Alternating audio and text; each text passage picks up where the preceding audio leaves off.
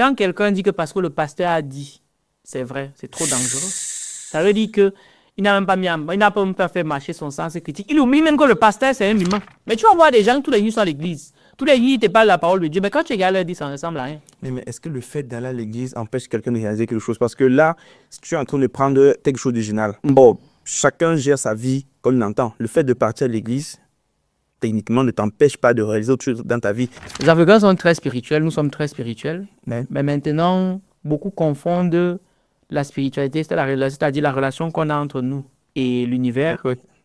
Et le fait d'idéaliser une personne. En gros, tu es dans la santé comme étant un businessman, pas comme étant un vrai passionné de la médecine. Certaines personnes sont tellement pauvres à tel point que la seule chose qu'ils peuvent mettre en avant, c'est l'argent qu'ils gagnent. On pense souvent que ceux qui excellent dans les études, ceux qui sont primés de la classe, réussissent moins dans leur vie après les études. Le problème des Africains, c'est qu'ils ne lisent pas assez de choses qui peuvent leur permettre de grandir. Tu as pris l'exemple sur la Bible. La Bible, parce qu'ils ne lisent justement que la majorité ne lisent que la Bible. Et c'est ça le problème. Qu'est-ce qu'il faut lire d'autre donc? Il faut lire. Bonjour les amis, j'espère que vous allez bien et que tout se passe bien de votre côté. Quant à moi, ça va. Surtout quand j'ai en face de moi des personnes dynamiques et polyvalentes. Quand je parle de polyvalence avec cet invité, c'est tout simplement parce qu'il occupe plusieurs casquettes et je ne sais exactement ce qu'elle a à nous présenter. Il est médecin. À côté de la médecine, c'est un entrepreneur. Donc, il écrit également des livres. Il est auteur de plusieurs livres dont on aura l'occasion de voir dans cet épisode. Il est également créateur de contenu. Dans la création de contenu, il fait du podcast, le même exercice que je suis en train de faire actuellement. Chers internautes, je vais de ce pas vous annoncer Bias Valère. Bonjour, comment tu vas? Bonjour chef, gars, je vais aussi bien que DJ Arafat sur le Zoropoto. Ah ouais. Donc ça va, on est en place, Ok. Avant de commencer, avant d'entrer dans le vif du sujet, on va effectuer le même exercice que tu effectues souvent avec tes un guet-apens, c'est un piège. C'est ça que tu fais. Alors, je vais répondre à cette question par oui ou non. Oui. Vrai ou faux? Alors, tu es en couple le soir. Oui. Est-ce que tu te considères comme une personne infidèle? Si on parle du principe que... Laisse-moi finir. Quoi du principe que être infidèle, c'est commencer à convoiter la femme, une autre femme. Est-ce que tu es fidèle lui? Non. Ok. En Afrique, les religions n'apportent que du mal. Vrai ou faux? Faux. Ok. Kabal, c'est SVI? Non, c'est pas grave. Alors, si aujourd'hui, tu dois te présenter. Je vais me présenter. D'abord, merci de m'accueillir sur ton podcast. Ouais. Pas une 89. Si vous n'êtes pas encore abonné, abonnez-vous d'abord en bas. En bas, là, ça ne vous coûte rien. En plus, ça donne de la force. Si je dois me présenter, je me définis comme étant une personne qui fait beaucoup de choses. Ouais. Je ne vais pas me définir comme étant quelqu'un qui fait... Je ne vais pas me définir comme un médecin en fin de formation, non. Mais je me définis comme quelqu'un qui porte la casquette de médecin. Ouais. Je me définis comme étant une personne qui a écrit des livres pour partager le peu qu'il savait et le peu qu'il sait et qui apporte ses résultats. Parce que l'une des erreurs que beaucoup de gens commettent, c'est de penser qu'il faut devenir excellent ou bien il faut tout savoir avant de commencer à transmettre. D'accord. C'est vrai, ce qu'ils ignorent, c'est que le peu qu'on sait, c'est le beaucoup de certaines personnes. Voilà pourquoi je me suis rangé parmi ceux-là qui, de par sa modeste expérience, se disent « Ok, je vais apprendre le peu que je sais à d'autres afin qu'on puisse grandir ensemble. » Donc, auteur de 4 ouvrages à ce jour, dont un écrit avec ma fiancée, avec qui je suis depuis 8 ans. Non. Voilà, donc je suis plus un cœur à prendre, il n'est jamais caché.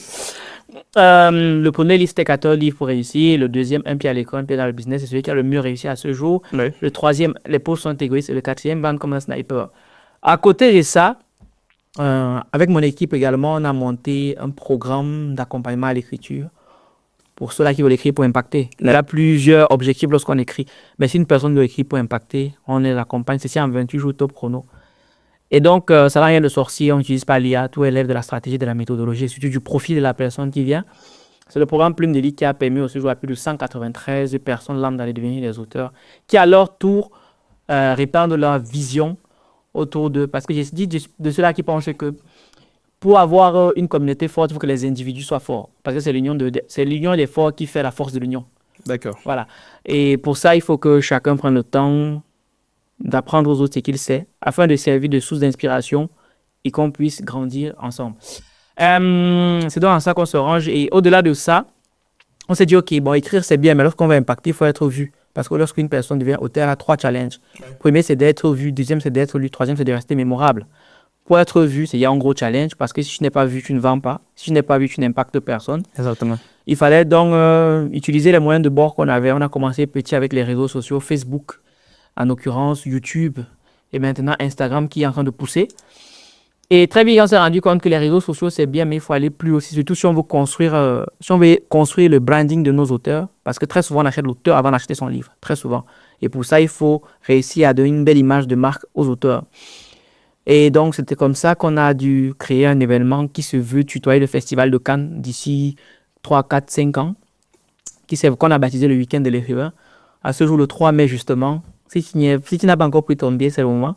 Le 3 mai, du côté des salons de l'Aveyron, on a la 4e édition, on attend plus de 1500 personnes, sachant qu'on a commencé il y a 4 ans avec une salle de 100 personnes au Hilton de Charles de la Défense. Bon, je prends le temps de retracer ça pour que les gens comprennent qu'aujourd'hui, peut-être, on a de petits résultats, mais on a commencé ça depuis un petit moment quand même. Il y a un petit parcours derrière qui nous a permis de passer la première marche, parce que moi, ici, on n'a même pas encore commencé à travailler au vu de tout ce qu'il y a encore lieu de faire. Dans le week-end de l'écrivain, il y a quoi d'autre en tout le programme? Il y a aussi justement le sujet dans lequel on enregistre en ce moment, Ultimate Port du Sud, l'un des cofondateurs. Et ça aussi, ça rentrait dans la même logique parce qu'on a décidé de s'allier à Fanel Gimfak de Brandeo, dont tu fais partie de l'équipe, Eman Kamga de Copiri.io, avec Maman Nakash qui est à la régie. Tiens, on dit, merci. Go big up. Jouer Tamtoun de RHIA et tout. Donc, moi, j'ai décidé de les rejoindre dans ce projet-là parce que je me suis dit, OK, nos auteurs, l'un des plus gros challenges, c'est que on ne peut pas les faire passer forcément sur les médias conventionnels de la télé. Ouais. Si autant, puisqu'il y a beaucoup de restrictions à la télé. Mais c'est un peu plus... voilà. Donc, on s'est dit, un podcast, ils ont beaucoup plus de temps. Nous, on a beaucoup plus de liberté. Ils peuvent aller toucher des sujets qui seraient censurés à la télé parce qu'on n'a pas de contraintes. Donc, c'est ça qui a fait en sorte qu'on cofonde cet espace dont on est fier, même s'il y a encore beaucoup de choses à faire. Mais on a quand même accueilli du beau monde ici, déjà. Et c'est un espace qui a moins d'un an. Voilà. Donc là, aujourd'hui, je suis une personne qui a toutes ces casquettes-là. Peut-être qu'il y en a que j'oublie, mais c'est celle que je préfère mettre en avant aujourd'hui. Ouais.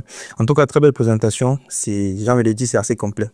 Maintenant, moi, ce que je retiens, c'est que sur le plan des études, le plan académique, c'est la médecine. Ouais. Et maintenant, le reste, l'entrepreneuriat, tout ce qui va avec, sont tes initiatives personnelles. Ouais. Et pourquoi avoir choisi la médecine? La médecine, parce que j'aime beaucoup l'humain. Yeah. Mais ça part surtout d'une frustration que j'ai vécue lorsque j'étais au Cameroun, parce que mon père m'a dans les circonstances de négligence médicale. D'accord. Et de là, comme beaucoup de gens, je me dis, bon, qu'est-ce que je peux faire pour éviter de revivre un tel sinistre autour de moi? Donc, comme beaucoup de gens, ils décident d'aller faire en médecine. Mais très vite, je me rends compte qu'en devenant juste médecin, ça va être compliqué de soigner tous les malades de la Terre.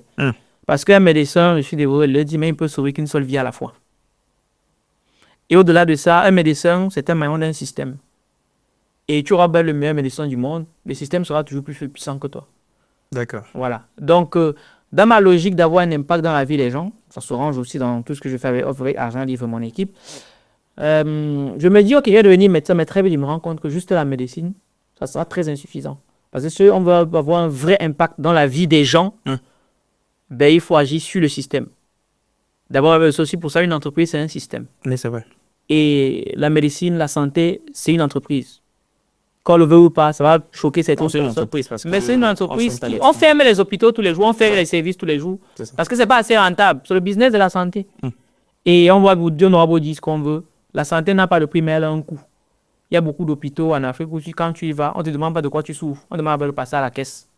D'abord, moi, j'ai vécu la meilleure expérience. Bon, la meilleure expérience, c'était plus ou moins préparé. En 2023 ou 2024, on organise une grande conférence au collège La Gaîté au Cameroun à Yaoundé. D'accord. Plus de 300 étudiants. Le thème de la conférence, c'était un pied à l'école, un pied à la business. Plus de 300 étudiants sont présents. Heureusement, on finit la conférence. Et bien, quand je donne le mot de fin, il y a l'une des participantes qui fait une crise convulsive, elle commence à trembler, juste derrière la salle. Et bien sûr, Inès vient me chercher, elle dit que tu dis que je suis docteur, non? Il faut venir, il y a rien qui est tombé.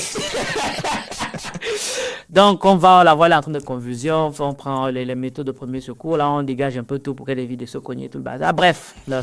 Et puis, on la transporte, on l'amène à l'ordinaire dispensaire juste à côté. Quand nous sommes arrivés, la première chose que nous avons demandé, c'est est-ce que vous pouvez passer à la caisse pour payer le thermomètre et payer le carnet? Thermomètre, tout ça, il est en passant, on nous a pas rendu quand elle est sortie. Donc, ça reste à l'hôpital. Ça reste à l'hôpital. Qu'est-ce que tu crois qu'on va faire de ce thermomètre? On va le laver, le prochain qui va arriver. Il va toujours payer. Voilà. Donc, j'étais plus ou moins préparé à ça. Mais quand le niveau, c'est différent. Donc, ça m'a juste confirmé le fait que le business, la santé, c'est bien, mais si tu n'es pas financé, ben, c'est pas géré comme un business, ça va pas pouvoir tenir. Et même en France, c'est pareil. Ouais. Donc, voilà. En gros, tu es dans la santé comme étant un businessman, pas comme étant un vrai passionné de la médecine. Non, si, j'aime beaucoup la... Je suis pas passionné, mais j'aime beaucoup la médecine. Mais j'aime surtout les gens. Ouais. Moi, j'estime que c'est un métier qui, pour le faire, il faut aimer les gens. Il y a aussi des métiers qu'on fait et on aime les gens, pas forcément la médecine. Oui, chacun choisit les choses qu'il faut qu'ils le font vibrer. Moi, c'est la médecine qui me faisait vibrer. Au-delà du fait que, si on va te parler en termes de rémunération, c'est beaucoup plus intéressant. En termes de, comment dire ça? En termes d'impact social, c'est beaucoup plus intéressant. En termes même d'image, de notoriété, c'est aussi beaucoup plus intéressant. On ne va pas le nier. Le médecin, dans certains pays, le médecin est clochardisé, malheureusement. Mais le médecin reste quand même, on aura toujours besoin d'un médecin à côté de soi. Au moins, on sait que lorsqu'on a ces compétences-là, on est quand même à l'abri du besoin dans un pays normal. Mais dans le cadre de tes études, même juste si tu travailles dans une clinique, est-ce qu'on sait que tout ce que tu fais à côté, comme création de contenu, comme entrepreneur, tout ce qui va avec? Au début, je mettais ça en avant. Mais il faut savoir que lorsqu'on fait médecine, on nous vend le prisme comme quoi nous faisons partie de l'élite. Et lorsqu'on fait, on te charge des loges en mode tu fais partie de l'élite, mais très vite tu commences à regarder les autres métiers avec beaucoup de condescendance. Et moi, j'étais tellement fier au début, le mec, j'ai fait médecine, j'ai produit de contenu et tout. Et lorsque j'arrivais dans un service, je me hâtais vite de dire oui, en parlant de la médecine, je fais ci, ça. Mais très vite, je me suis rendu compte que il y avait une certaine aigreur que ça entraînait auprès de mes collègues. En ce sens où il y a des choses, parce que la médecine, oui, au début, tu aimes bien, mais après, la vie te rattrape très vite. Les réalités de la vie te rattrapent très vite. Comme quel? Ben, il y a des médecins qui ne vivent que pour la médecine parce qu'ils se sont enfermés là-dedans. Ils ont d'autres passions.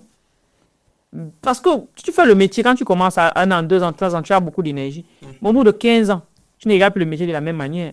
Au bout de 15 ans, tu as bien aimé les gens, mais au bout de tu veux du temps pour toi. Au bout de 15 ans, tu veux générer un peu plus d'argent. Mais surtout avoir un peu plus de temps pour toi. Parce que le médecin en France peut avoir beaucoup d'argent. Mais il n'a pas de temps. Et moi, il fait la différence entre être fortuné et être riche. Quelqu'un qui est riche, c'est quelqu'un qui a beaucoup d'argent. Quelqu'un qui est fortuné, c'est quelqu'un qui a du temps.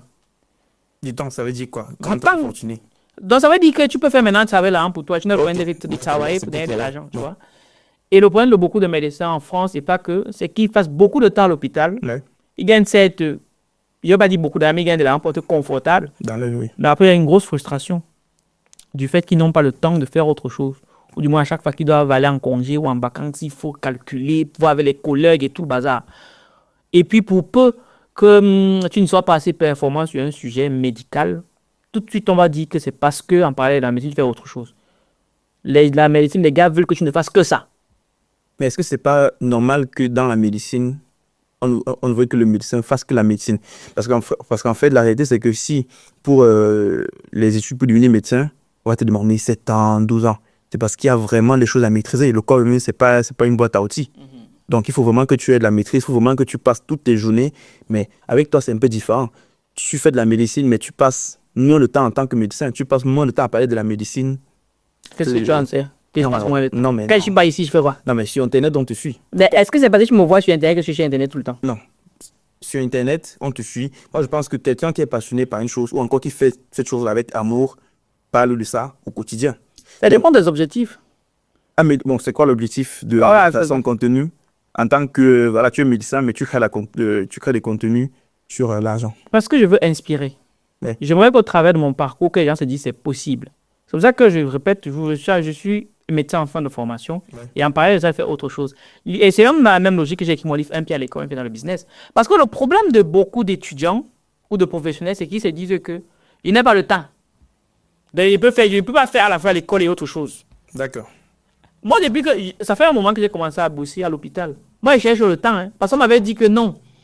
Quand tu vas finir les études, tu vas avoir le temps. Ouais. Moi, je cherche le temps, je ne vois pas. Au contraire, je trouve même que c'est quand j'étais sur les banques, il y avait beaucoup plus de temps. Parce que voilà la fac si je veux. Mais sauf qu'il y a la contrainte de que tu dois être au boulot. Plus on te paye, non? Donc il y a la contrainte de que tu dois être là. Et tu es obligé tu ne peux plus dîner parce que des collègues te regardent comme mon type. On a dit que le programme c'est ça, ça, ça. Donc tous les jours, bon, encore j'ai quelques privilèges, mais je suis au boulot de 9h30 à 18h30.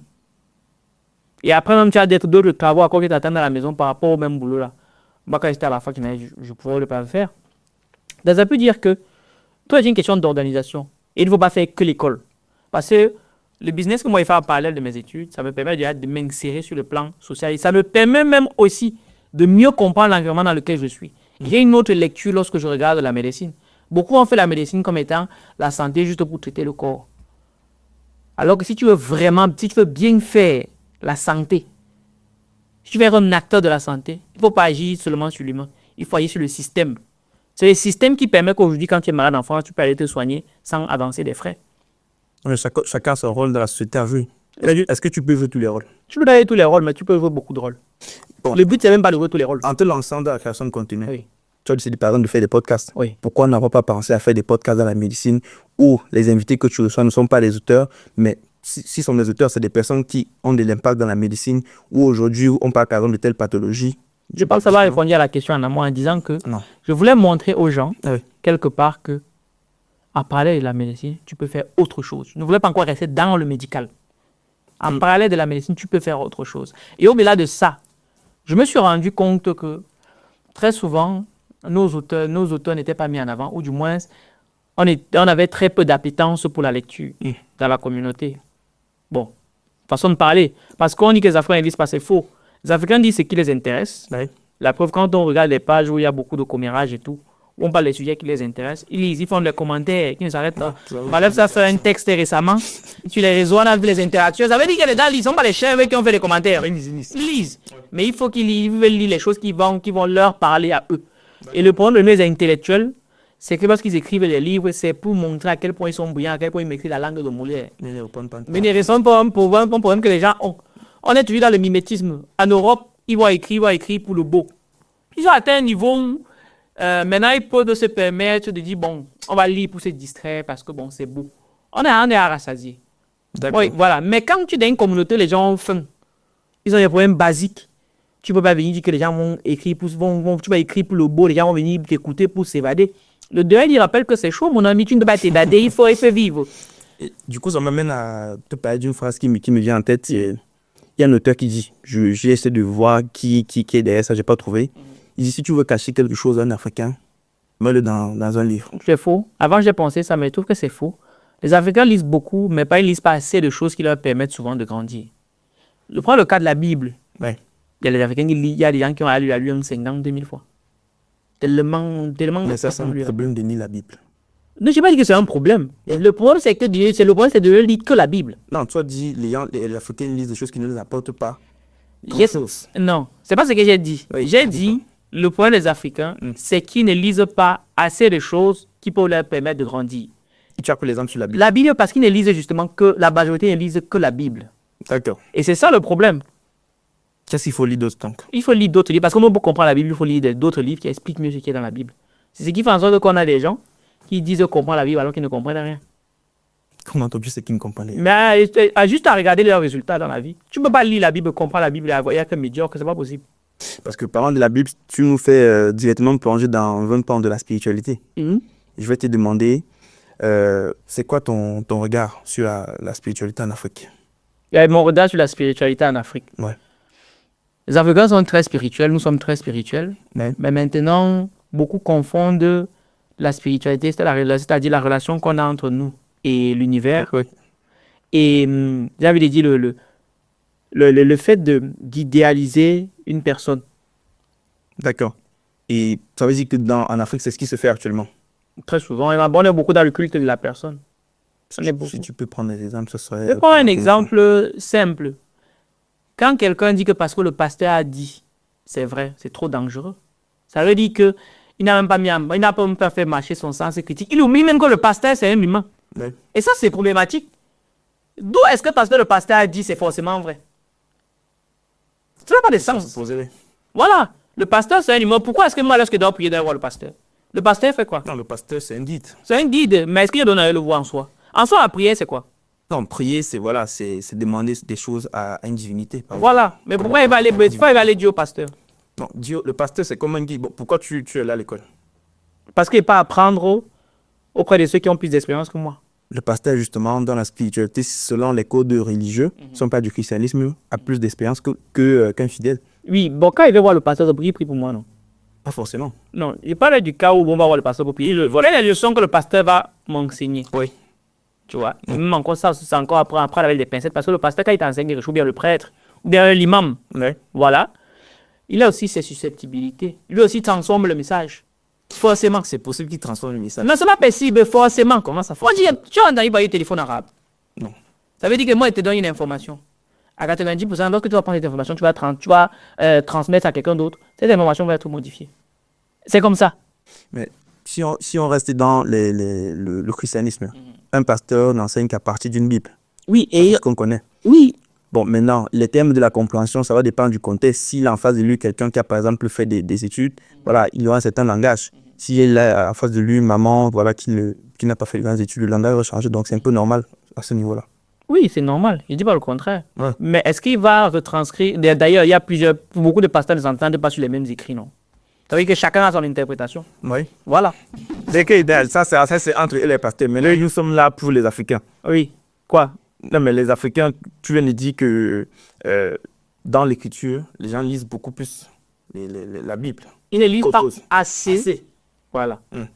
Des choses qui peuvent leur permettre d'aller plus loin. Ils lisent, mais pas assez de choses. Par exemple, quand ils lisaient beaucoup de textes sur les réseaux, très souvent, ces textes-là, une fois que tu as lu, ok, c'est pour, voilà, peut-être que ça va te mettre à jour par rapport à un affairage. Hein. Et après? Après, la différence avec lire sur les réseaux, Oui. c'est qu'on est dans un support mobile qui est voilà, automatisé. Et donc, Tandis que non, c'est pas le même contexte. Les gens sont plus à l'aise aujourd'hui. Le monde est digitalisé. Les gens sont plus à l'aise, par exemple, à regarder quelque chose sur Internet parce que ça va aller très vite plutôt qu'à lire tout un bouquin. Et comme tu l'as tant dit, c'est beaucoup plus la personne qui attire avant le contenu. Or, sur les réseaux, justement, l'avantage, c'est que c'est une personne qui est mise en avant.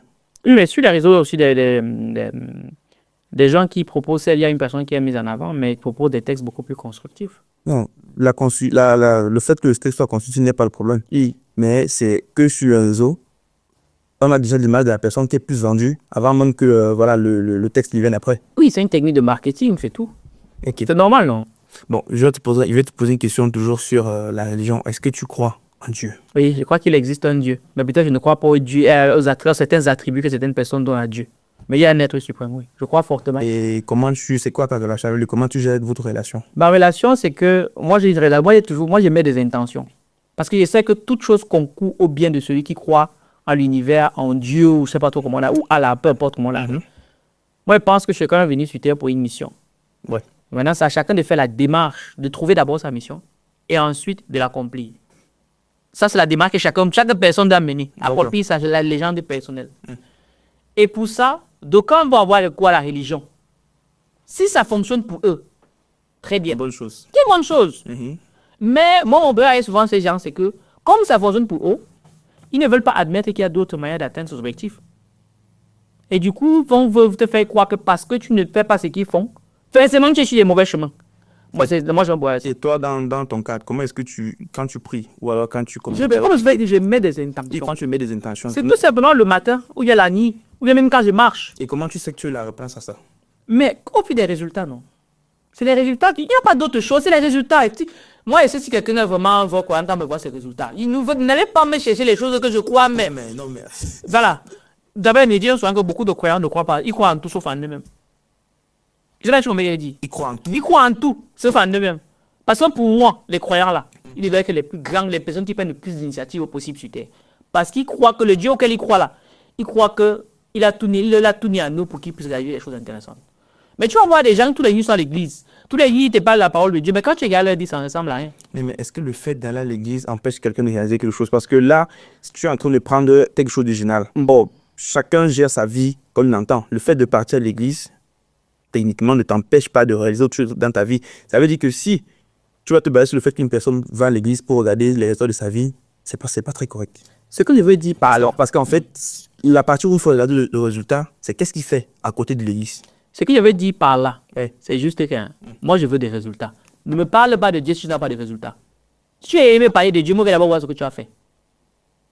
Mais attends, chaque personne qui s'inscrit dans une religion ou encore qui fait quelles appétences spirituelles, est-ce que c'est forcément parce que tu veux réussir dans la vie? Tu vois pourquoi? Parce que chacun a sa définition de réussir. Pour grandir, d'abord. Pour grandir, pour aller. Parce que quelqu'un qui... Quand tu es à l'église, tu vas grandir. Non, on ne parle pas de grandir physiquement, on parle financièrement, tu vas grandir. Mais c'est tout dépend des niveaux que tu vas atteindre. Si tu ne crois en rien, tu vas grandir spirituellement comment? Forcément, il dit que, on dit quoi, la nature aura du vide, non? Pour voir la spiritualité, il n'y a pas que le bon. Tu peux aussi grandir dans le mauvais.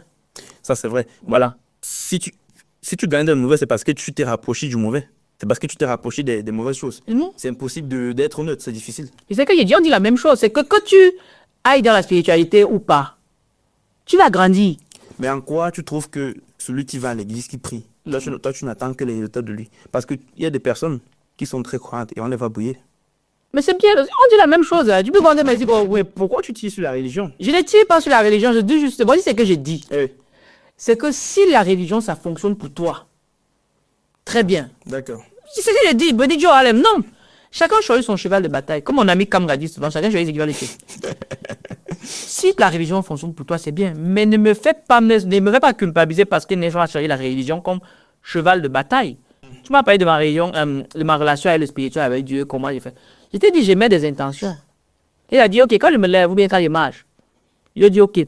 Bon, mon objectif ce mois-ci, c'est peut-être pour le 3 mai de remplir le salon de l'Aveyron avec 1500 personnes. Ouais. Mais je le répète, je réfléchis, j'ai dit, bon, je vais faire comment? Ce sont les intentions que j'aimais au quotidien. Est-ce que tu connais les graines que je sème dans l'univers? Et après, l'univers, on envoie les informations pour me dire, ok, je te prends un cas. Dernièrement, je suis avec ma fiancée et il y a des gens qui me appellent.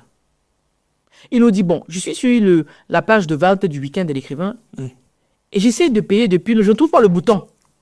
Ça, c'est Dieu qui parle. Parce qu'il a dit que mon ami faut optimiser le site. Comment c'est Dieu qui parle? Mais tu veux que Dieu te parle comment? Tu vois qu'il a des anges du ciel. Non, ça c'est les codes que chaque personne dans sa religion là. C'est pour dire que ça c'est les intentions. J'ai mis une intention à l'univers. Je dis, moi j'aimerais avoir tel ou tel résultat. Maintenant il y a des petits éléments qui font en sorte que le résultat n'arrive pas. Et donc là cette personne, elle n'était pas obligée de m'appeler, cette personne nous appelait. Elle aurait pu dire, ah dis donc, ça me fatigue même. Mais elle a appelé. Elle a cherché le numéro, elle a appelé. Et du coup, pour toi, dire que c'est la réponse de ton Dieu. Bien sûr, c'est un signe. Celui-ci, si tu pousses de temps, c'est pas une réponse, qu'est-ce que je te dis? Est-ce que tu connais un peu plus sur la spiritualité africaine? Si on parle de spiritualité africaine dans le sens pur. Spiritualité africaine, non, ça va un peu plus. Est-ce que tu peux préciser la question? Oui, ça veut dire, est-ce que tu t'es déjà assez documenté sur la spiritualité africaine? Non, ça, c'est de la faute. Comme par exemple, on a chez même le culte des crânes, chez les savoirs, ils ont là, oui, voilà. Qu'est-ce que tu penses de tout ça? Ce sont des approches de la spiritualité. Parce qu'il y a une spiritualité. Maintenant, chacun a son approche. La religion, c'est une approche de la spiritualité. Le monde, c'est une approche de la spiritualité.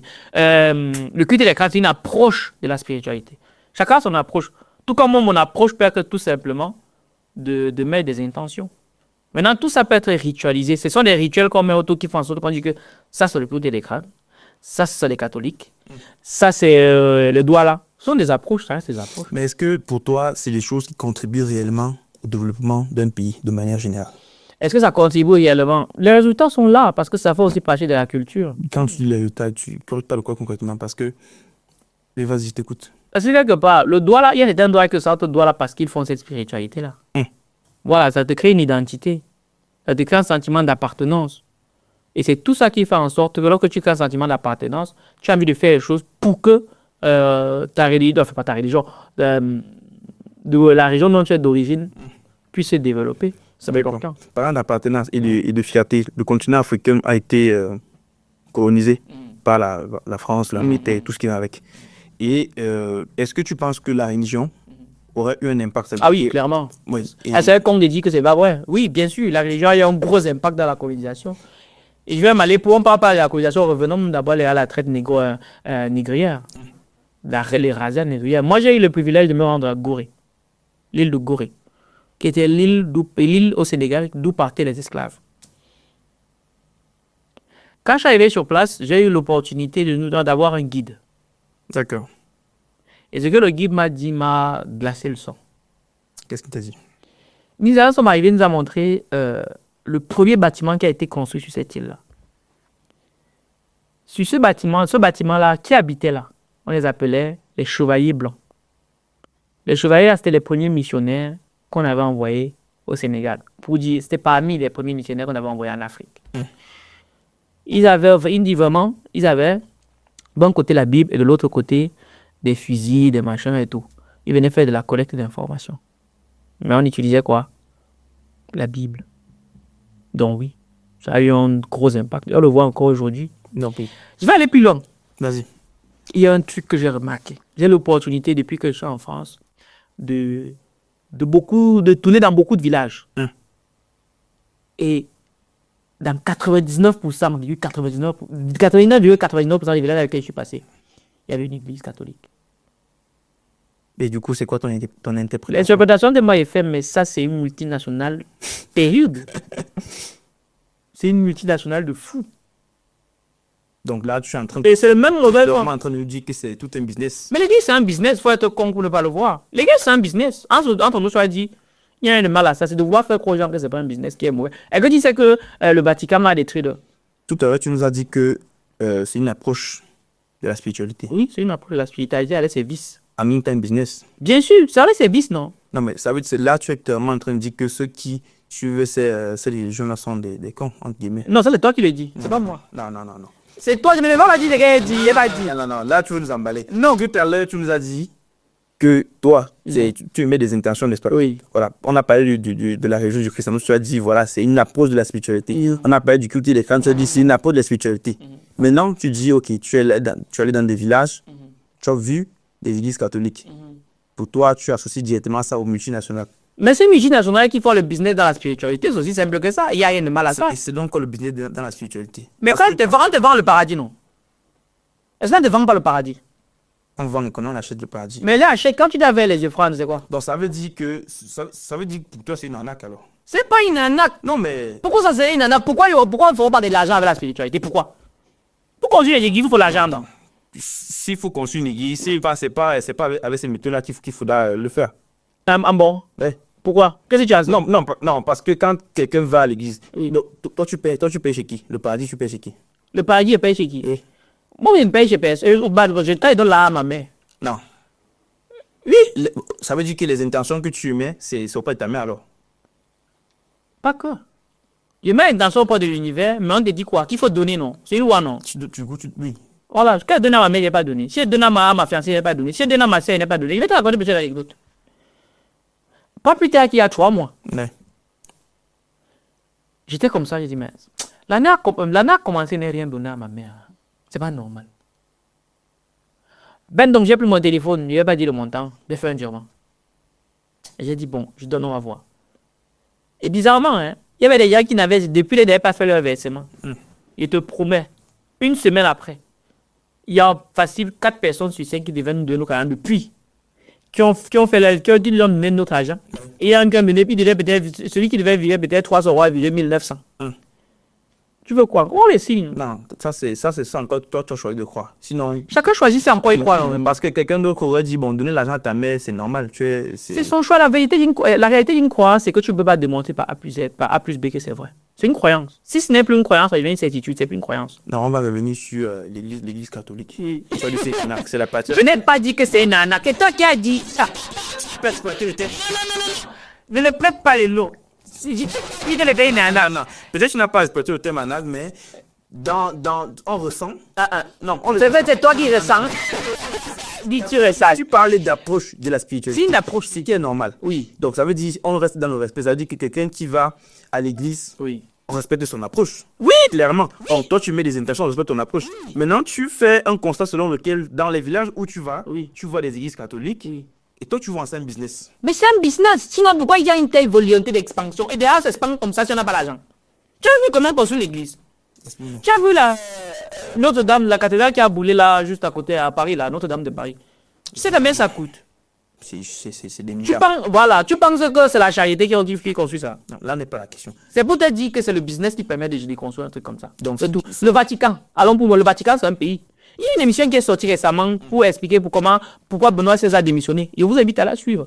Donc, ceux qui suivent donc ces religions-là sont en quelque sorte endoctrinés. Bon, il y en a qui sont endoctrinés. Il y en a. Et les autres? Mais il y en a qui sont endoctrinés, qui Parce restent. que tu as taxé ça du business. Mais c'est un business. Maintenant, c'est à chacun de voir comment faire son business dans ça. C'est comme l'école, non? L'école, c'est un business, non? Donc, c'est une marmaille dans laquelle chacun doit se battre. C'est un environnement dans lequel, pendant que tu pars prier là, Ouais. il faut aussi que tu trouves des moyens de gagner l'argent là-bas. Il n'y a pas de mal à ça. Non, ça tout. Parce que c'est cet argent-là qui va aussi permettre que la religion puisse continuer d'exister. Derrière, même tous les jours, on fait les quêtes. Pourquoi aussi? Les quêtes, c'est pour l'entretien de l'église. Tout ça. Il faut laisser l'argent, non? Là, c'est de l'argent.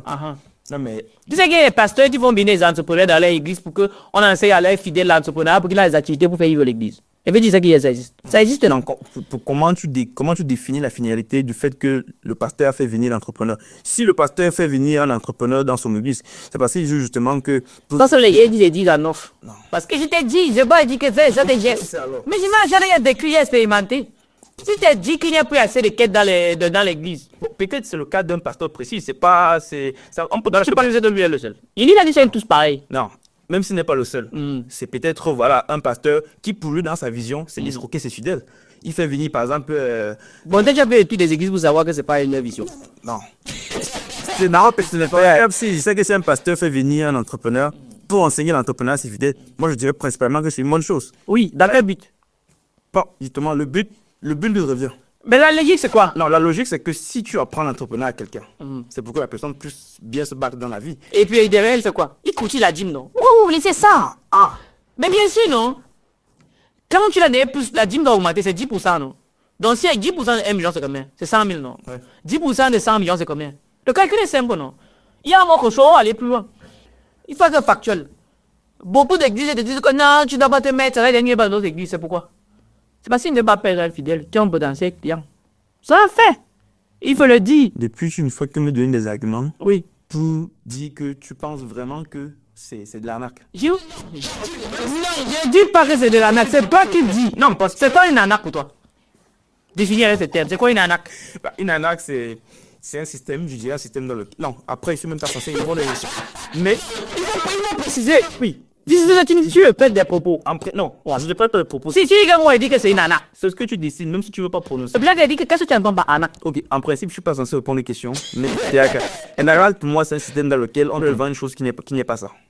Déjà. Mais est-ce que tu te vends de choses qui n'est pas ça? Non. Il te vend le paradis, non? Est-ce que ce n'est pas... Il te vend le paradis? Non, j'ai dit, c'est un système dans lequel on vend une chose qui n'est pas ça. Bon, mais qu'est-ce qui n'est pas ça à l'église? Par exemple, tu as pris l'exemple du pasteur qui a fait venir l'entrepreneur pour enseigner l'entrepreneur fidèle. Est-ce que la raison ou encore la finalité qu'il a donnée à ses fidèles, c'est la même finalité de l'apprentissage qu'il a dans sa tête? J'ai pas compris la question. Je dis ceci. Tu as dit, tu connais un pasteur qui a fait venir un entrepreneur pour enseigner l'entrepreneuriat à ses fidèles. Bon, moi, je sais que le but, ce serait peut-être d'amener les fidèles à développer, tu vois, à développer des activités pour gagner plus d'argent. Mais est-ce que la finalité qu'il a donnée à ces fidèles-là, c'est la même finalité qu'il avait dans la tête? S'il n'a pas donné la même raison pour laquelle il a fait venir l'entrepreneur, pour lui enseigner l'entrepreneuriat avec son arnaqueur. Mais c'est Comme ça pas que moi, il finance Non, l'arnaque. c'est du socialement correct. Non?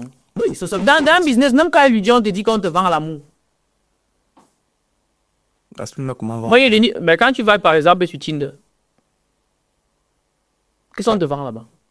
Bon, oui, disons comme On ça. va te dire que Rio pour les relations, machin, truc. C'est leur business qu'ils font. Tout simplement. Non, mais tu- Mais ils vont te. Mais là, Non, mais tu sais réellement ce que tu achètes. tu sais ce que tu achètes. Oui. Tu achètes quoi? Mais tu payes le temps que tu vas être sur la plateforme parce que c'est comme un petit réseau. Mais non, Tu payes ta on présence. se dit quoi? Dans la publicité, c'est quoi? Là, on te dit que tu vas trouver l'amour. L'amour, là. Non, mais Mais est-ce qu'on trouve l'amour là-bas? on trouve. On a oublié ça. Hein. On peut pas. 90% des gens qui vont là-bas marcher sur l'amour. Est-ce que tu as... Il y a des statistiques. Il y a des statistiques. 80... Ouais. Non. Et si tu payes une application de rencontre, on te vend peut-être l'amour. Ça, c'est peut-être la finalité marketing de l'existence de l'application. Mais sinon, ils ne te garantissent pas qu'on va tout trouver le mari. C'est pas... Mais c'est tard à l'église, non? Est-ce qu'on te garantit que tu vas aller au paradis? Moi, on te vend le paradis. La différence à quel niveau? Mais ça, c'est vraiment les thèmes vendre le paradis. Là. Ça, c'est les thèmes que toi, tu emploies. Ils sont sémis, je sais, elles sont vagues, les gars. Oui, sinon, quand une personne va à l'église et qui l'arrive, c'est peut-être parce qu'il a un problème dans sa vie. Elle va et puis il rencontre un pasteur. Oui, et le pasteur, il vend quoi? La guérison. Oui, Mais c'est ça, non? avec des enseignements. Mais il nous vend la guérison. La preuve, quand tu vas prier, quand tu vas prier le pasteur pour toi, tu payes. Donc, parce qu'aujourd'hui, voilà, c'est Tu comme ça. payes. Il va encore la guérison. Et moi, il m'a le problème avec ça. C'est que tu regardes, il n'est pas de problème avec ça. C'est une équipe qui fait conscience de ça. Non, mais dans tes propos, on comprend clairement que tu es en train de tirer sur les gens qui y vont. Je ne suis pas sûr. Je suis en train de leur faire comprendre. Il y a ça, le fait, c'est ça. Il faut maintenant le faire en toute conscience. Je ne suis pas en train de tirer. Pourquoi tu as l'impression que tu tires? Non, c'est ce que tu donnes. Donc, ça veut dire que la spiritualité que les enseignent là-bas, là, c'est du vent. Non. Qu'est-ce qui vendent alors? Mais ils sont en train de te dire qu'on leur vend une spiritualité qui va leur permettre d'une certaine manière d'atteindre certains objectifs. C'est tout. Bon. Et il n'y a aucun problème avec ça. Si ça marche pour toi, vas-y à fond. Il y en a pour qui ça marche. Mais c'est très bien. On a des amis qui sont en film dedans. On est amis. Oui. Voilà. Tout comme il y a des gens qui sont dedans, mais on a eu des escrocs. Moi, c'est seulement, il faut aller les valeurs des gens. C'est tout. D'accord. Voilà. Donc, si pour eux, ça marche. Il va qu'il marche avec Kamda, il dit ça marche. Non, Kamda va continuer à prier. Si maintenant qu'il marche avec toi, tu me dis que vraiment avec Dieu ça marche. Gars, il va te dire à continuer, mais on prier, gars. Non, mais pourquoi demander à quelqu'un de te mettre en prière alors que tu peux dire? Mais ça connecte avec chacun dans son environnement. Moi, je ne connecte pas forcément avec mes valeurs. C'est ça qui dit, ça connecte avec tes valeurs, tes expériences. Gars, vas-y. Moi, j'ai essayé, ça ne marche pas. Moi, j'ai des très logiques. Et derrière ça, des fois, il ne va pas la logique. Donc, moi, il peut dire que non, c'est pour toi, gars, vas-y. Même en prière, ça marche, c'est très bien. Non, c'est là que tu es un petit hypocrite. À quel sens? Non, parce que Bon, pourquoi toi, tu ne me viens pas me rejoindre dans ma dimanche? Non, moi, je n'ai aucun problème avec ça. Non. Est-ce que moi, j'ai un problème? Non, tu es d'accord pour les questions. Qu'est-ce que... Parce que tu prends l'exemple de ton ami Kamga. Oui. Qui prie. Oui. Si Kamga prie Oui. et tu vois que ça marche. Si. Parce que moi, ici, j'ai prié. Mais qu'est-ce que tu as bien prié? Maintenant, ça, c'est une question autre. Est-ce que tu as bien prié? À quel moment c'est qu'on a bien prié? Non, attends. Oui, si on va répondre à la question en ton sens, on va dire quand tu vois les résultats. Voilà, si Kamga prie et tu penses que pour lui, ça a donné. Ça y est, pour toi, ça peut donner aussi. J'ai essayé. Et il me suis dit qu'on n'y peut pas les mêmes résultats sans faire ça. C'est tout. Chacun choisit sa stratégie.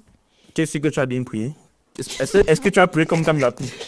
Tu dois te dire, Il faut aussi demander. je peux crier comme Kamga prie. Mais le fait qu'on n'ait pas les mêmes réalités fait en sorte qu'il n'y ait pas les mêmes résultats. C'est tout.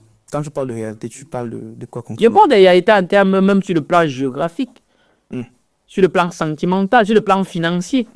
À plusieurs niveaux. D'accord. On va un peu entrer dans les écritures. Je pense que côté spirituel, tu es un amené international. Avant dans les écritures. Ah, vas-y, gars, j'ai un peu regardé. Tu es l'auteur de 4 livres. 4 ouvrages, ouais. Ouais, un pied à l'école, un pied dans le business. Est-ce que tu penses vraiment que l'école est un problème dans la réussite de l'homme? Pour revenir à la question de dire, aujourd'hui, on pense souvent que ceux qui excellent dans les études, ceux qui sont premiers de la classe, réussissent moins dans la vie, après les études ou encore dans la vie réelle. Il y a deux choses. Ça, oui. Toi, on va à l'école. Il y a d'un côté ceux qui ne sont pas assez courageux pour dire que l'école c'est là pour moi.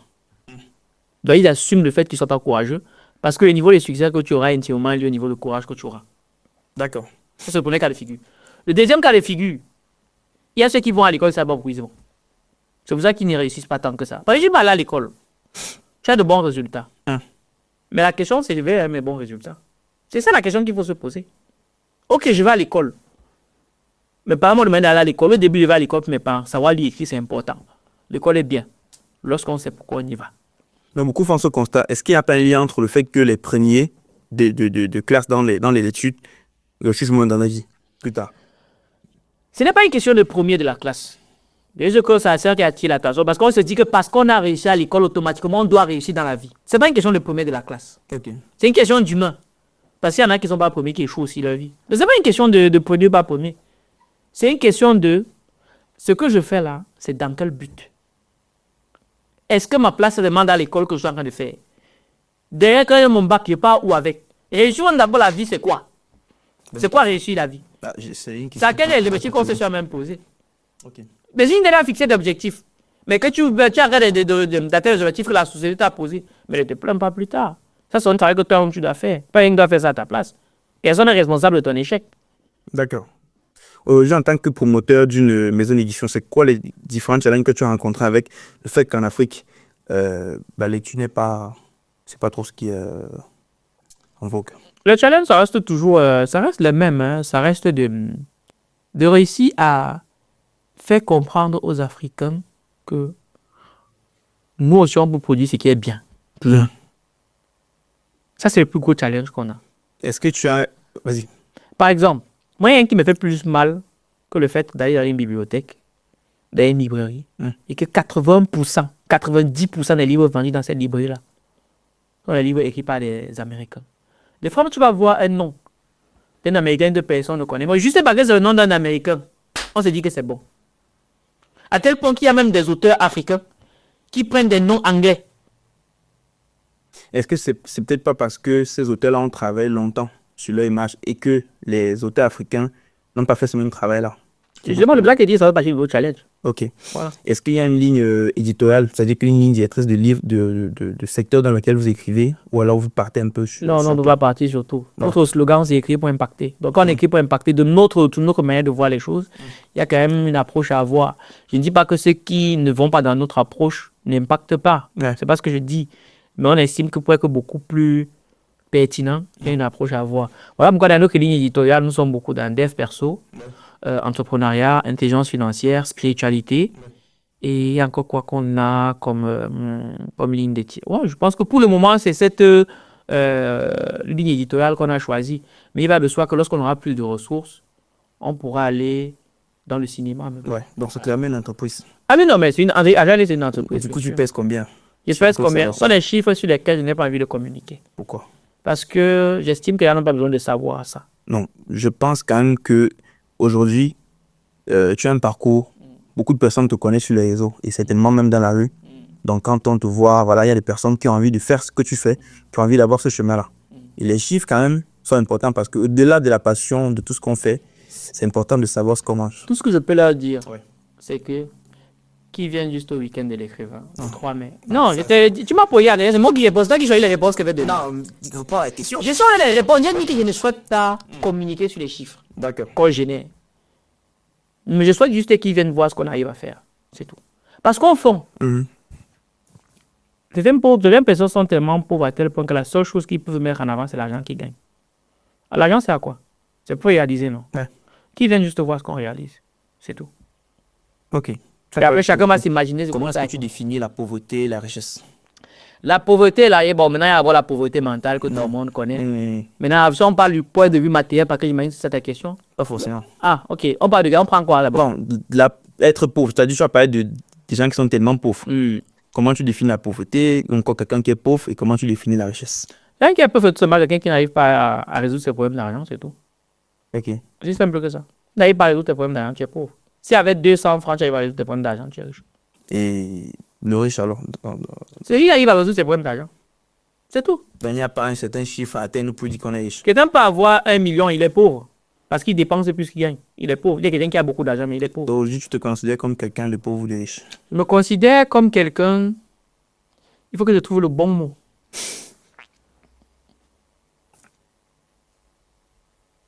Je n'ai pas dit riche. Je dirais quelqu'un qui n'a pas de problème. Non, je pense qu'il n'a pas de problème d'argent. Parce que si tu es en train de. Il se fait plus d'argent. Je saurais dire qu'il a pas d'argent, c'est sûr. Ouais. Je sais même qu'il me définit comment. Tom, tu as donné deux bonnes définitions de la Je ne le pauvreté et place de pas la à l'un richesse. des cas. Non.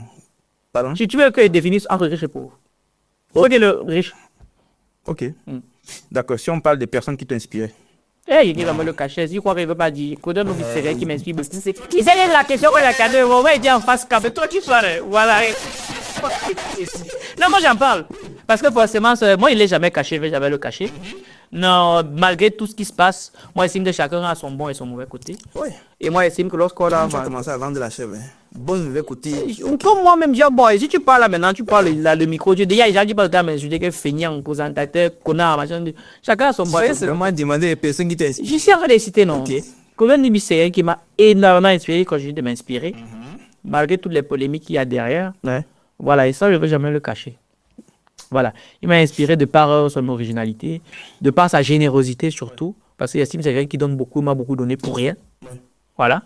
Et pour ça qu'à chaque fois que je peux le lui rendre, le lui rends.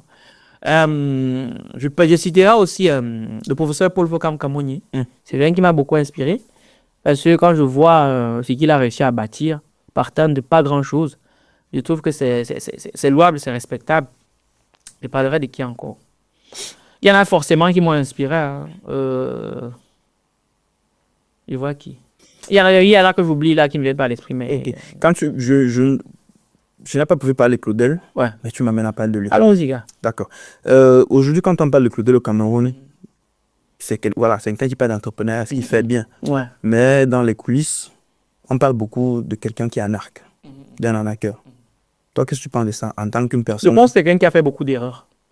Lesquelles? L'erreur, par exemple, que je vais prendre le cas. C'est quoi le nom de l'entreprise? Moi, il y a un truc que j'ai eu à écouter. Il a fait une vidéo. Des gens se plaignent du fait qu'ils ont investi dans une boîte. Sauf que la boîte n'a pas vu le jour. Oui, moi, je trouve que ça, c'est une grosse erreur. Ça a été une très grosse erreur. Et des erreurs, je peux en citer plein. Qu'il a que j'ai pu lire. Mais moi, je n'ai pas veillé ici, il a câblé. Non, ce que tu appelles erreur, peut-être ce que d'autres appellent Arnaque. Voilà. Coup bien organisé, Ben, c'est tout ce qui va avec. C'est leur droit. Je me mets à la place de celui qui a mis son argent et qui n'a pas eu un retour sur investissement. Là, bien sûr, c'est son droit de se plaindre et de crier que tu as d'arnaquer, il faut que tu me rembourses. C'est son droit. Donc, tu Tu ne peux pas taper le bébé, l'empêcher de pleurer. Ça n'a pas de sens. C'est son droit.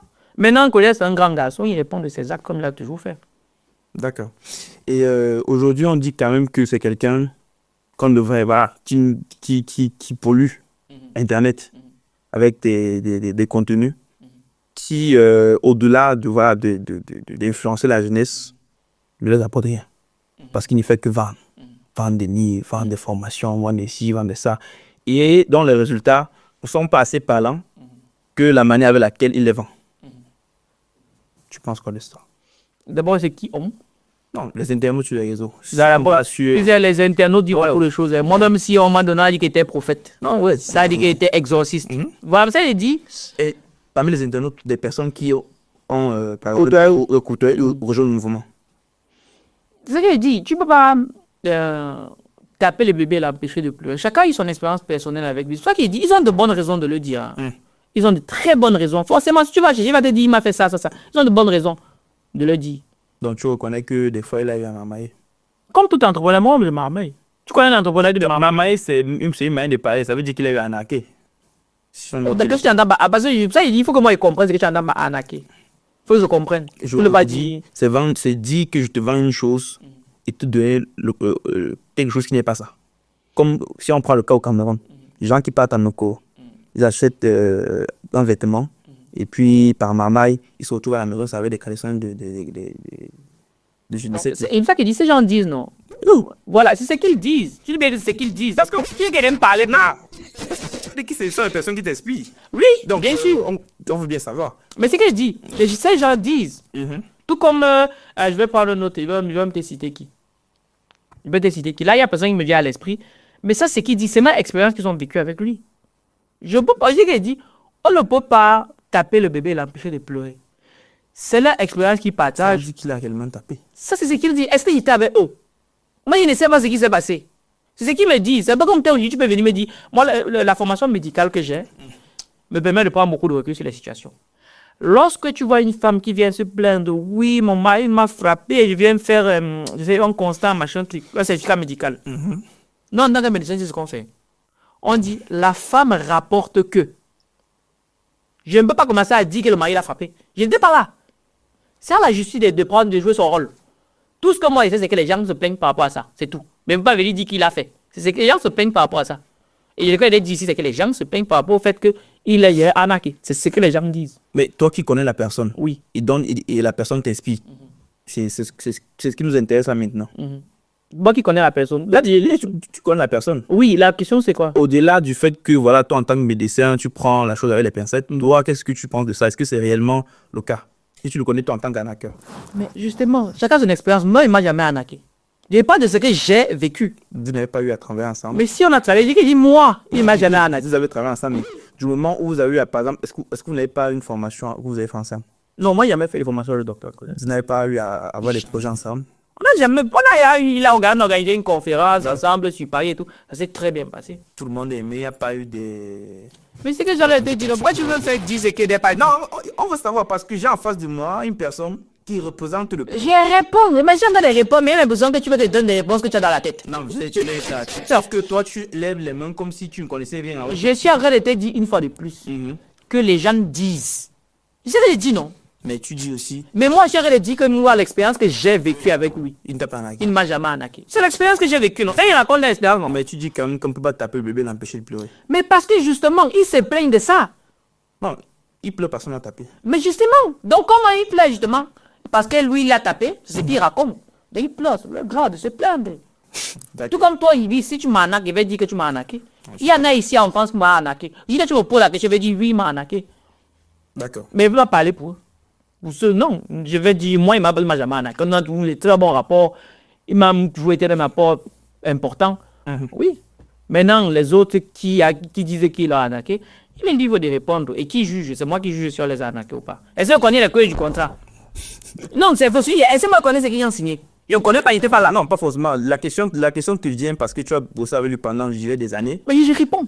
Je réponds à Dieu, c'est moi. Il m'a dit. Seul que depuis, on ne parle pas de toi, on parle des autres. Oui. Forcément, est-ce que l'arnaqueur peut arnaquer son coéquipier? Bien sûr, je connais des gens qui ont arnaqué leur coéquipier. Moi, il y a des coéquipiers qui m'ont fait ça dur. Tu me parles de quoi? Donc, ok, bon, peut-être dans votre cas, mais la question battait dans le sens des personnes qui se plaignent de ton patron, d'accord, de ton idole. Mais je répète. En te retirant de la chose, comme si tu ne connaissais rien.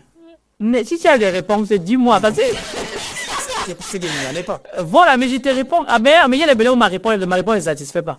Bon, il te plaît la grande, tu l'as qu'à répondre. Non, je n'ai pas de réponse que j'attends. Voilà, je ne sais pas si ta réponse pourrait satisfaire. Est-ce que je suis là pour les satisfaire? Non. Si on pose une question, c'est pour... Non, tu me poses la question, moi je réponds. Ce que je sais. Je ne sais pas répondre, je ne dois pas répondre pour satisfaire. Ce que je peux dire, c'est que je prends, j'ai envie de dire, j'ai une certaine neutralité, mais dans ce sens, je prends un peu le parti de ceux-là qui se plaignent. Mais moi, si je dois l'être, et que s'il te voit dans la rue, peut-être parce que tu étais un élément, lui, il va te poser la même question. Mais Et il sera dans la même énergie. je ne fais pas. Non, tu nous as maman, tu as pas. Maman, comment j'ai répondu à la question? Ouais, répondu à la question. Tu as dit, on ne peut pas taper quelqu'un et l'empêcher de pleurer. Oui. Ça veut dire juste ce qu'on a tapé. Mais il se plaint. Non. S'il pleure parce que cette personne-là, tu ne peux pas taper, Il a empêché le bébé, a empêché de pleurer. et empêcher de pleurer. Oui. Donc ça veut dire qu'il y a d'abord une fessée. Mais d'après ce qu'ils disent. D'après ce qu'ils disent. Et d'après ce qu'on dit, l'homme, il dit. Oui. Ok. C'est ça qu'il dit. Il y a eu des erreurs Mhm. qu'il a commises. Je te dis qu'il a fait des erreurs. Maintenant, arnaque, c'est à eux de juger si c'est une arnaque ou pas. C'est pas à moi de juger si c'est une arnaque. Non, si c'est à eux de juger, ils considèrent depuis longtemps que c'est... Voilà, c'est ce qu'il dit. Eux, ils considèrent. Il ne va pas leur dire que non. Non, ils considèrent que c'est une arnaque. Maintenant, s'il faut une cancher, dire que c'est un arnaqueur, c'est un voleur, c'est pas à moi. Le jour que la justice va dire que bon, ok, c'est un arnaqueur, c'est un voleur, c'est à la justice de juger. Tout comme était dit moi en tant que médecin, une femme arrive, elle me dit, oh, il m'a frappé, certificat coup et blessure. La femme rapporte que son mari l'a tapé. D'accord. Chacun prend ses responsabilités. Non, tu juges de fier. Chacun prend ses responsabilités. Il n'était pas là. D'accord. Ok, en tant que Camerounais, c'est qui ton candidat? Mon candidat, Ouais. pour le moment, sincèrement, il n'y a pas encore de candidat. En toute transparence, il n'y en a pas. Pour le moment, il n'y en a pas. Bon, il n'y a aucun candidat qui... Pour le moment, ils sont tous au même niveau. Voilà, pour moi. Et pour toi, le niveau à atteindre, c'est ça lequel? Parce Le que niveau bon, il y a qui sont nombreux qui se démarquent. Ils sont nombreux qui font des... C'est des marques que j'ai qui. Ah, c'est Tu me poses la question, tu me poses la question. D'abord, quand tu poses la question, Non, justement, c'est la question de savoir. Pour toi, il faut atteindre quel niveau pour, par exemple, t'impressionner? Parce que au jeu de tout le monde déjà, il y a beaucoup qui font des choses, voilà, qui ont du sens et qui mettent des encouragements. de sorte que nous tous, on connaît deux candidats qui sont un peu Cabral et le professeur Modi Kamto. Voilà, on sait que c'est les deux candidats qui semblent secouer un peu les choses. Maintenant, est-ce que j'ai un positionnement par rapport à eux? Pour le moment, je n'en ai pas. D'accord. Et tu penses quoi de la gestion de ton pays actuellement, sur le plan politique? Sur le plan politique, Ouais. mais les résultats parlent d'eux-mêmes. On va pas Je laisse les résultats. Toi, tu penses quoi Les résultats disaient quoi? Les résultats sont catastrophiques. Voilà. Mais oui, les résultats sont On catastrophiques. va continuer avec l'expression catastrophique parce que moi, Oui, non, les résultats sont catastrophiques. Oh, oui, les résultats sont là. On ne va pas polémiquer par un temps. C'est une catastrophe. d'accord. Et du coup, tu milites aussi pour un changement Oui, mais forcément. radical. Ah oui, il faut Parce changer. qu'il y a des gens qui soutiennent encore le... Oui, ils ont leurs intérêts. Moi, il y a mon intérêt dans le fait de soutenir. Ils ont leurs intérêts. Chacun défend ses intérêts. Samuel Eto'o a défendu ses intérêts. Ouais. Voilà, chacun défend ses intérêts. Il faut aussi accepter qu'ils ont leurs intérêts. Et toi, tu as les tiens. Non, chacun les défend. Ils ont leurs intérêts. Ben, chacun ses intérêts en soutenant un parti. Si quelqu'un dit que ce parti-là me permet d'atteindre mes objectifs, il va défendre avec oncle son parti. C'est-à-dire qu'il estime que ce parti n'en doit bien que là. Ça tente de mener au combat pour que ce parti ne soit plus là. Mais, ok, nous sommes avec des élections. Tu n'as toujours pas eu candidat. Est-ce que tu comptes réellement voter? C'est quelque chose, bien sûr. Non, mais il y a qui ne votent pas. Non, bien sûr. Parce que... Si tu ne votes pas, tu vas subir le vote des autres. Bien sûr. Bon. Donc, du coup, dans tes ambitions futures, est-ce que tu comptes continuer avec la médecine Bien ou sûr, arrêter de te concentrer j'adore la sur- médecine. Bien sûr, je compte pas arrêter la médecine. Bon, il n'y a pas un moment où tu comptes vraiment te mettre à fond sur ce qui te rapporte peut-être plus Ce que peut-être il n'est pas dit, c'est que je compte investir dans la santé. en quoi faisant concrètement? Dans la santé. Ben bien sûr, j'en parle, je ne le cache pas. Ouais. La santé, c'est tellement vaste. Et moi, ce que je fais pour le moment, c'est qu'il faut que je me débrouille pour comprendre d'abord le système. Parce qu'avant tout, il faut être médecin, il faut déjà réussir à soigner les gens. La petite question, c'est en France ou au Cameroun? Dans le monde. Dans le monde, ok, ça concerne tout le monde. D'ailleurs, moi, je n'ai pas le truc de... ouais, pourquoi on va avoir rester limité à la France? Non, moi, dans le monde. Non, peut-être parce que ta solution n'est pas un problème beaucoup plus français que d'ailleurs. Ouais, oui, bon, non. Moi, là, l'idée, c'est investir dans la santé, d'abord. Et après, si c'est bon au Cameroun, que moi, je réussis à avoir mon réseau. Et là, s'il faut aller au Tchad, nous, s'il faut aller en Ouzbékistan, bon, c'est vrai, mon cheval de bataille, c'est l'Afrique quand même. Mais si on prend le pays en Afrique, là, on va me dire, OK, là, c'est plus de possibilités, d'opportunités. Faut. Ok. Alors, les Africains dansent beaucoup sur Internet. Ils dansent plus que qui? Non, je n'ai même pas fini la question. Je finis. L'humain maïette et l'humain précaire. Envers. Ouais, les Africains dansent beaucoup sur Internet. Qui? Est-ce que tu valides déjà l'affirmation? Qui dit d'abord ça, non? Parce que moi, je dis Non, beaucoup de personnes disent. beaucoup. C'est vrai, je dis, quand moi j'ai une information, j'essaie toujours d'analyser qu'est-ce que c'est qui vulgarise cette information gagne. Il y a toujours un conflit d'intérêt. Moi, ma formation médicale fait en sorte que lorsque je vois une information arriver, j'analyse d'abord les conflits d'intérêt. Lorsque tu lis un article et tu dis que le paracétamol, c'est le médicament par excellence pour guérir, donnez les têtes. Qui a produit l'article? Qu'est-ce qui gagne à dire ça? Donc, si, en tout cas, cette information-là, je pense que ça vient de plusieurs côtés.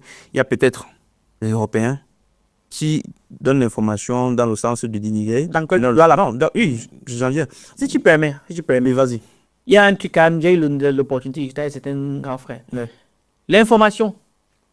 Tu sais qu'il y a beaucoup de médias là qui partent très souvent prendre une information à une source. Il y a Reuters, il y a aussi un autre truc dont j'ai oublié le nom là. Eux, ils ont l'information. Maintenant, en fonction de la vision qu'ils ont du monde, cette information-là, ils vont divulguer. Et vous, les gars, m'ont relayé, parfois, c'est vrai, c'est pas vrai. Eux, c'est eux qui manipulent ça là-bas. Oui. Ça, c'est vrai. Voilà. Donc, maintenant, j'allais dire, l'information peut venir dans deux camps. Déjà, par exemple, des Européens ou des Américains qui le disent en mode injure pour les Africains, qui dansent beaucoup. Et nous, on reprend. Oui, ils nous reprennent, par exemple, en tant qu'Africains, comme une plainte. Et dans le souhait que ça change.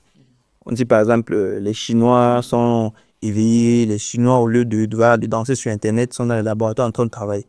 Donc, toi, qu'est-ce que tu penses de ça? Moi, je pense, une fois de plus, c'est pour nous éloigner des vrais sujets. Répéter un même mensonge plusieurs fois à une personne, cette personne va finir par penser que ce mensonge est la vérité. Moi, je dis que nous sommes dans un monde où il y a des gens qui pensent le monde au quotidien.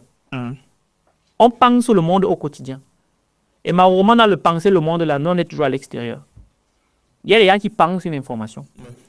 Ils vont s'arranger pour que ce soit répété. Et nous, on va accepter cette information. Et on va oublier qu'on a oublié. Ouais, parce que quand je parle de la danse, c'est même pas, je peux pas me limiter au cas de la danse parce que Tu sais pourquoi la danse pose un problème en Afrique? Vas-y, dis-moi. C'est parce que pour le moment, on n'a pas d'argent. Quand on va commencer à poser là, le fait qu'on dise que les Africains dansent beaucoup, ça sera plus un problème. Tu sais, tu sais, même quand on dit souvent, quelqu'un qui est pauvre, tout ce qu'il fait énerve. Hein. C'est peut-être de là que part le problème. La danse. Non, mais parce que justement, les gens, ces gens disent, pourquoi tu danses alors que tu n'as pas de quoi manger? Pourquoi tu danses pourquoi en fait?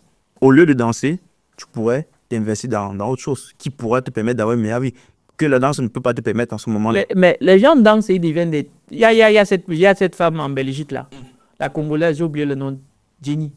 La danse l'a menée très loin. Mais il y a des danseurs professionnels. Le problème, ce n'est pas danser. Le problème, c'est que tu danses dans quel but? Justement, il y a des danseurs professionnels. Oui. Mais quand ce courant de pensée-là a été émis, c'est beaucoup plus dans le sens de dire que les gens sont paresseux et que les gens préfèrent danser J'ai besoin au lieu de travailler.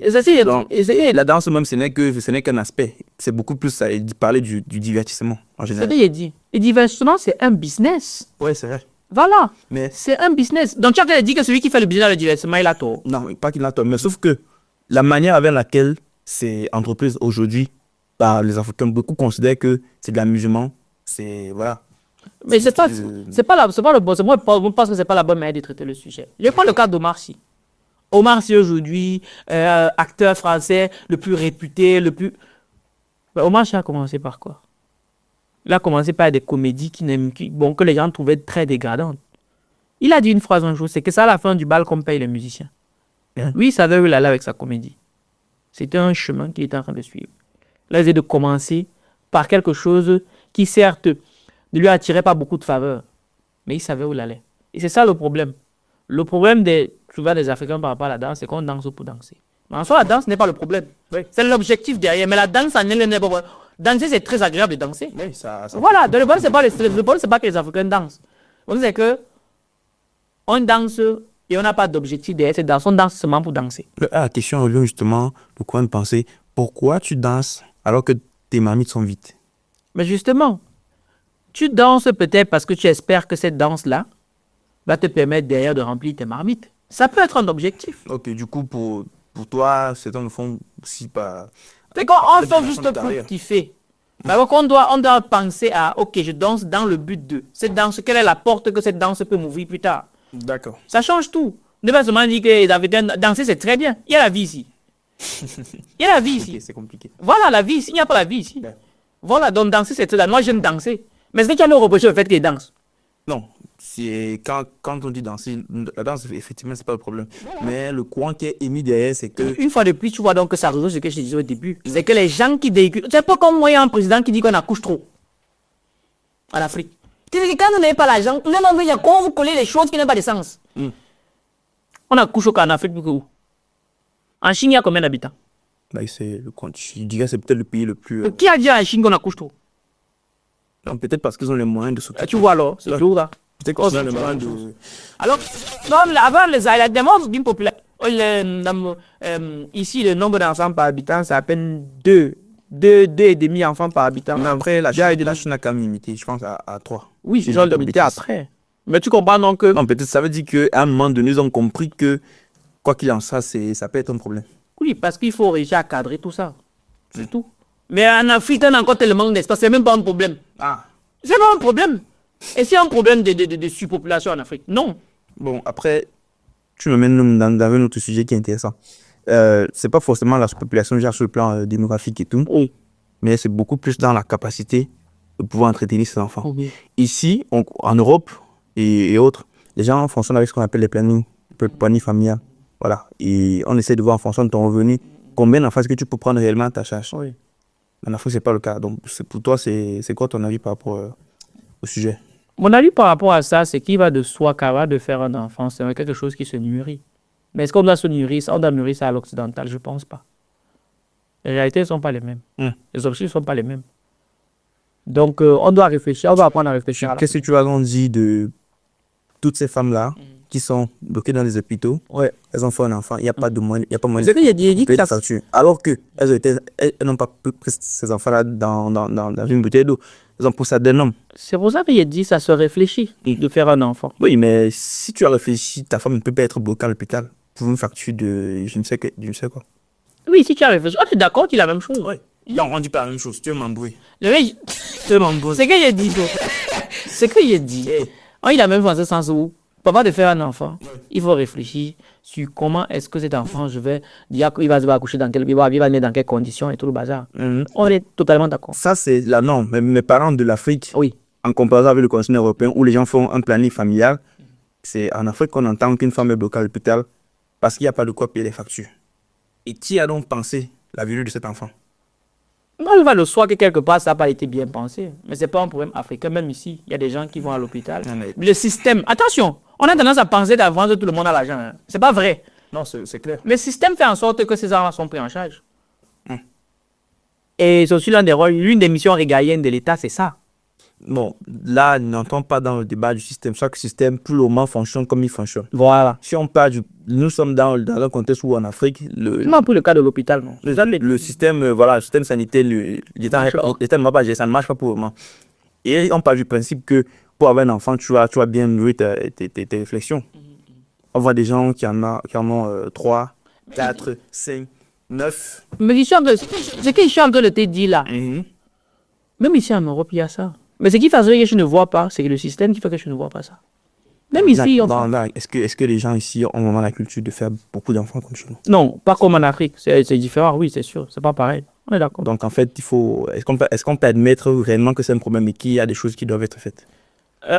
Pas forcément sur le plan étatique, mais au plan individuel. Non, de savoir que je n'ai pas les moyens, ou encore j'ai tel moyen, je ne peux que me limiter à 2 enfants. Non, oui, bien sûr. Bien sûr, parce qu'il faut éduquer cet enfant. Je suis totalement d'accord sur le fait qu'à de faire un enfant, il faut réfléchir. Si les gens sont d'accord sur ce point-là, je pense que c'est assez intéressant. Oui, c'est important. Bon, l'équipe, aujourd'hui, on a reçu, j'ai envie de dire, l'un des présidents, les gens de ma meilleure. C'est un gars de ma meilleure. En tout cas, c'est quelqu'un que vous connaissez certainement sur les réseaux, à travers Agent Livre, qui fait un magnifique travail, crée des podcasts, c'est un entrepreneur et tout, entrepreneur ma meilleure. Donc, c'est qu'aujourd'hui, il est à la 4e édition, c'est ça, du week-end de l'écrivain, qui se tiendra au Savoir de l'Aveyron, Paris-Béron. Une très bonne salle. J'ai eu l'occasion charismatique. J'ai eu l'occasion quand même de visiter. Donc, pour ceux qui s'intéressent à l'écriture africaine, ou encore même qui pensent pour le développement du continent africain, je pense que c'est un lieu où il faut aller. The place to be. The place to be. Donc, moi, personnellement, l'influenceur confirme sa présence. Je dois assurer les fans, il faut assurer les fans. De toute façon, moi, c'est là. Et j'encourage, n'est-ce pas, tout le monde, toute personne qui va regarder cette vidéo à y mettre les pieds. Donc, sur ce, on va se dire merci beaucoup d'avoir visionné. Merci beaucoup pour vos likes, commentaires et partages. La communauté s'agrandit petit à petit.